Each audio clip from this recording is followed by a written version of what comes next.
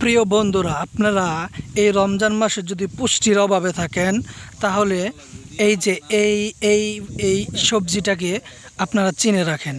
হ্যাঁ, এটাকে বলা হয় এলাইন শাক। আর আপনারা যেখান থেকে দেখতেছেন আপনাদের এলাকায় যেই নামে পরিচিত এটা কমেন্টে অবশ্যই কিন্তু বলে যাবেন।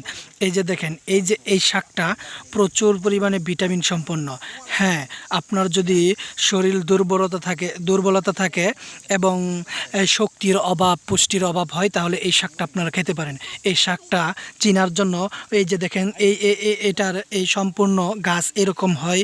এই যে দেখেন, এটার থেকে সম্পূর্ণ শাক গ্রহণ করতে নেই, এটার উপরে যে অংশটুকু থাকে এই অংশটুকুও খাইতে হয়। এই যে দেখেন, এই যে আরেকটা, এই যে এইখান থেকে, এই যে উপরে দেখতে পারতেছেন, এই যে এইখান থেকে এটা সংগ্রহ করতে হয়। এইভাবে যদি আপনারা সংগ্রহ করতে পারেন তাহলে এই যে রমজান মাস, এই রমজান মাসে কিন্তু আমরা রোজা রেখে অনেক দুর্বলতায় ভুগতে থাকি। আর এটা থেকে মুক্তির জন্য আমরা কিন্তু এই শাকটা সংগ্রহ করে গ্রহণ করতে পারি। এই যে তারপর দেখেন প্রচুর পরিমাণে কিন্তু এখানে সবজি আছে।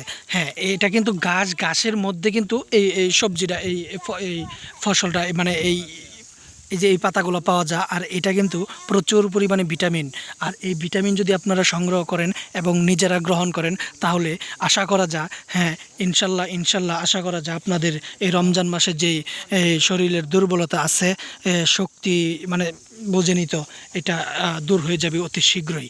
হ্যাঁ, ভিডিওটি যদি ভালো লাগে আর এরকম ভিডিও যদি উপকারী ভিডিও যদি আপনারা আরও পেতে চান তাহলে অবশ্যই ভিডিওতে লাইক করে চ্যানেলটি সাবস্ক্রাইব করে দিবেন এবং পরবর্তী ভিডিওর জন্য অপেক্ষা করুন।